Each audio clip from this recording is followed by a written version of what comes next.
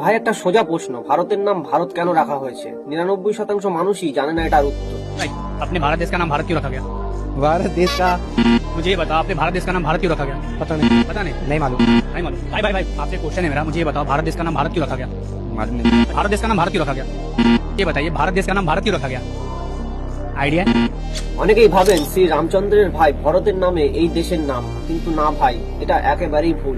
ভারতের নাম এসেছে রাজা দুষ্মন্ত ও শকুন্তলার ছেলে ভরতের নাম থেকে। তিনি ছিলেন এক কিংবদন্তি শক্তিশালী সম্রাট এবং তার বংশ থেকেই কুরু ও পাণ্ডবদের জন্ম হয় এবং পরে তাদের মধ্যেই মহাভারতের যুদ্ধ হয়, যেটা আমরা সবাই দেখেছি।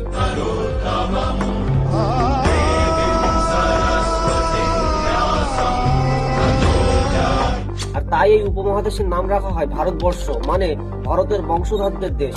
তাহলে এখন কেউ জিজ্ঞেস করলে উত্তর দিতে পারবে তো? কমেন্টে লিখে দাও তুমি জানতে আগে এটা, শেয়ার করে জানিয়ে দাও সবাইকে। আর এমনই ইনফরমেটিভ ভিডিও দেখতে আমাকে ফলো করে রাখো।